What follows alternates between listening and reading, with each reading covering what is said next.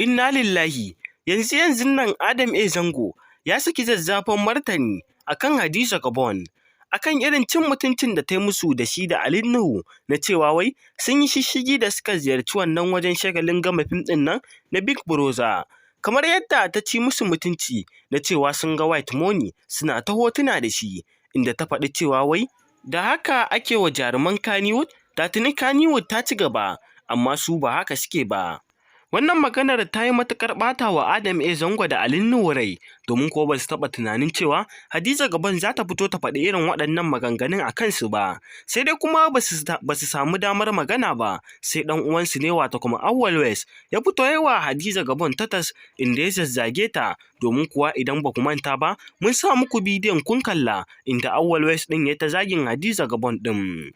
Mai sauraro a yanzu haka dai Adam A. Zango shi ma ya yi wani zazzafan martani akan Hadiza Gabon, kamar yadda a yanzu haka za mu kawo muku wannan cikakken rahoton a yanzu. Mai sauraro domin jin cikakken wannan rahoton ka biyo mu har ƙarshen wannan bidiyon. Amma kafin nan da Allah muna roƙonka, idan har ya kasance wannan shine shigowar ka channel ɗin nan ta farko, muna roƙonka da ka dangwala mana alamar subscribing. Sannan kuma kada ka manta ka danna mana alamar ƙararrawar sanarwa, domin ta haka ne za ka dinga samun labaranmu kai tsaye da zarar mun ɗora. Mun gode da ziyartar wannan channel ɗin tamu mai albarka. Mai sauraro a yanzu haka labarin da muke muku dai, Adam A. Zango ya saki wani zazzafan martani zuwa ga Hadiza Gabon. Kamar yadda muka bibiyi shafin Instagram ɗin Adam A. Zango, inda ya wallafa wani hoto inda ya zazzafan martanin akan Hadiza Gabon ɗin. Babu shakka mai sauraro ka san cewa dama mutane da yawa suna ta jira Adam A. Zango ya magana akan wannan abin da ke faruwa, amma kuma ya ƙi yin magana.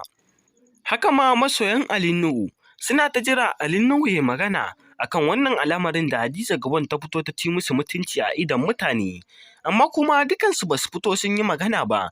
Sai a yanzu nan Adam A. Zango ya magana a shafinsa na Instagram, kamar yadda Adam A. Zango ya wallafa hotonsa inda ya rubuta cewa